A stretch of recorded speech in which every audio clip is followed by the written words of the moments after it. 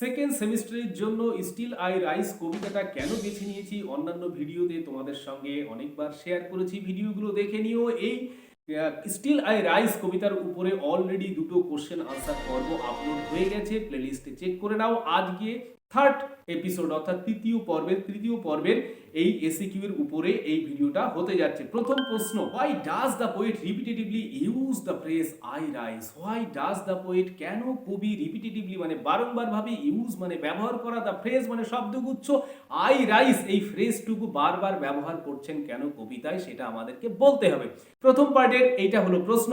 Next পার্টের যে আছে অর্থাৎ এই একই প্রশ্নের সেকেন্ড পার্টে কি আছে, what effect does the poet create? What effect, কি প্রভাব ডাজ দ্য পোয়েট ক্রিয়েট মানে সৃষ্টি করা বা তৈরি করা, কি প্রভাব তৈরি করতে চাইছেন বাই দিস রিপিটেশন, এই রিপিটেশনের দ্বারা কবি কি প্রভাব কবিতায় তৈরি করতে চাইছেন? এই দুটো পার্টে আমাদের উত্তর দিতে হবে। ফার্স্ট পার্টের উত্তর, the poet repetitively uses, the poet মানে কবি, রিপিটেটিভলি মানে বারংবার ভাবে আমরা জানি, ইউজেস মানে ব্যবহার করছে, দ্য ফ্রেজ মানে শব্দগুচ্ছ, আই রাইজ এই শব্দগুচ্ছ বারবার ভাবে ব্যবহার করছে, বারংবার ব্যবহার করছে, টু এমফেসাইজ মানে জোর দেওয়ার জন্য, কি জোর দেওয়ার জন্য? স্পিকারস পাওয়ার, স্পিকারস মানে বক্তার, পাওয়ার মানে কি ক্ষমতা, অফ রেজিলিয়েন্স মানে কি সহনশীলতা, সহন ক্ষমতা, তার পাওয়ারটা দেখানোর জন্য বারবার তিনি আই রাইজ এই ফ্রেজটা ব্যবহার করছেন। ইন দ্য পোয়েম কবিতা কোন কবিতায়?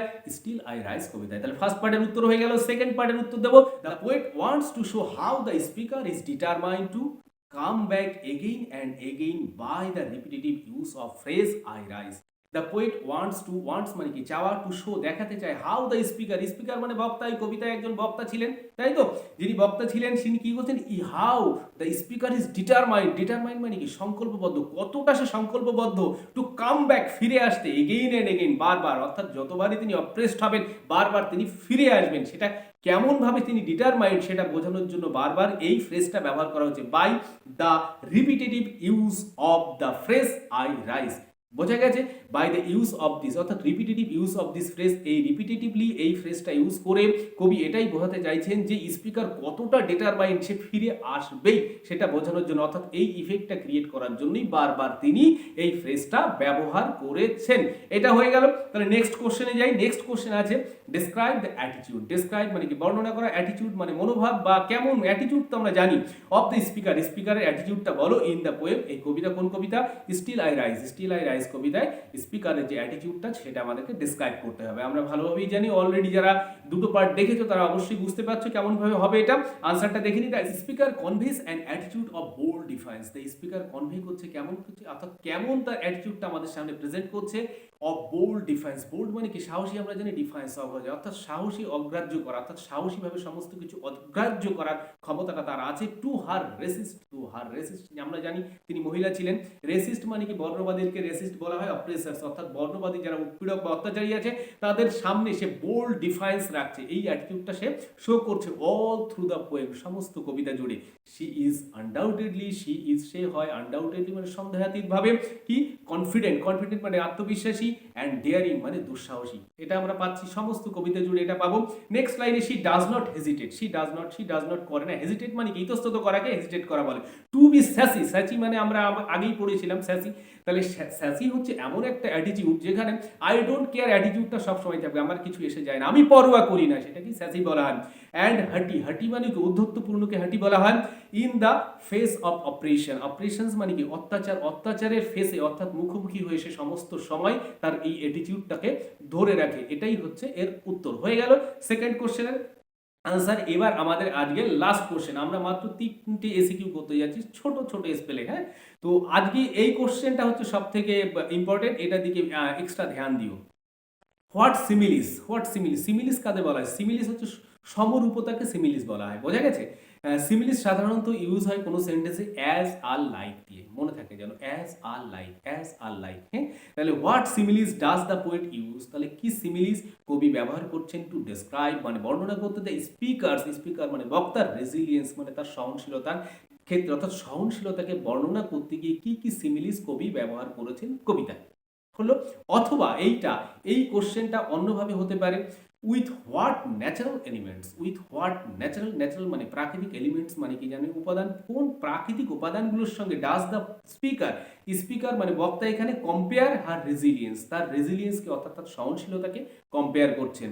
Two resilience to in the poem, অর্থাৎ এই কবিতায় তিনি, অর্থাৎ এখানে আগেরটা কিন্তু কবি ছিলেন, এখানে কিন্তু বক্তা বলা হচ্ছে, বক্তা হয়েও আসতে পারে প্রশ্নটা, কবি হয়েও আসতে পারে, অর্থাৎ কোন কোন ন্যাচারাল এলিমেন্টসের সঙ্গে তার রেজিলিয়েন্সের তুলনা করেছেন।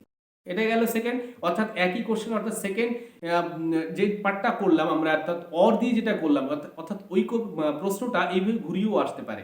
অথবা আরেকটা আছে, হোয়াট ইমেজারি, ইমেজারি মানে জানি আমরা, imagery does the speaker use, অর্থাৎ কি ইমেজারি স্পিকার ইউজ করছে to describe her rise in the poem, অর্থাৎ এই কবিতায় যে সে উত্থিত হবে, বারবার ফিরে আসবে, বারবার কামব্যাক করবে, সেইটাকে বোঝানোর জন্য কি কি তিনি ব্যবহার করছেন, কি ব্যবহার করছেন, কি ইমেজারিগুলো ব্যবহার করছেন। তিনটে প্রশ্নের উত্তরই অর্থাৎ একই রকম যাবে বলে আমি একই জায়গায়, অর্থাৎ তোমরা যাতে কনফিউজড না হও সেই জন্য একসঙ্গে আমি জুড়ে দিয়েছি।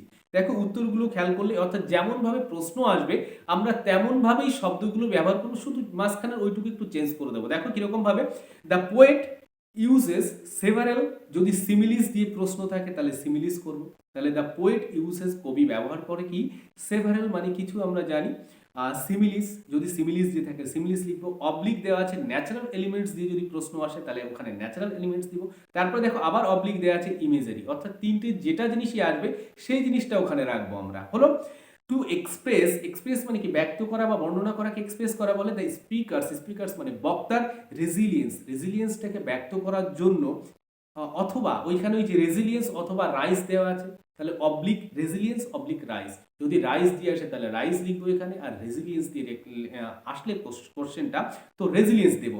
অ্যাজ কিসের কিসের সঙ্গে তুলনা করেছে দেখি, অ্যাজ এয়ার, এই দেখো অ্যাজ আছে, অ্যাজ মানে যেমন সিমিলি বোঝাতে যে অ্যাজ ব্যবহার করে, অ্যাজ এয়ার বাতাসের সঙ্গে, বাতাসের মতো সে ফিরে আসবে, সেরকম হোপ আসার মতো সে আবার জেগে উঠবে, এরকম বলেছিলাম। মুনস, মুনস মানে এখানে একাধিক মুনস নয়, চাঁদ একটাই কিন্তু প্রতিদিন বারবার ফিরে আসে বলে মুনস অর্থাৎ প্লুরাল ফর্মে ইউজ করা হয়েছে, সেটা আমরা আগের এপিসোডগুলোতে জেনেছি। সানস লেখা আছে, প্রতিদিন সূর্য কামব্যাক করে ফিরে আসে, ঠিক সেরকম ভাবে সে কামব্যাক করবে, ফিরে আসবে, সেটা বোঝানোর জন্য সানস ব্যবহার করেছে। অ্যান্ড টাইডস, টাইডস ব্যবহার করে, টাইডস জোয়ার ভাটা, যেমন জোয়ার ভাটা নিয়মিত, সেরকম নিয়মিতভাবে যত যাই করো না কেন স্পিকার বারবার ফিরে আসবে, সেইটা বোঝানোর জন্য তিনি এতগুলো সিমিলিস ব্যবহার করেছেন, ন্যাচারাল এলিমেন্টসের সঙ্গে নিজে কম্পেয়ার করেছেন বা তুলনা করেছেন, অথবা এতগুলো ইমেজারি তিনি ব্যবহার করেছেন। এইবার দেখো, যখন আমি ন্যাচারাল এলিমেন্টস বলবো, হোপ তো আর ন্যাচারাল এলিমেন্টসের মধ্যে পড়ে না, তখন এই হোপটাকে বাদ দিয়ে দেবো, আশার বিষয়টাকে বাদ দিয়ে দেবো, বোঝা গেছে।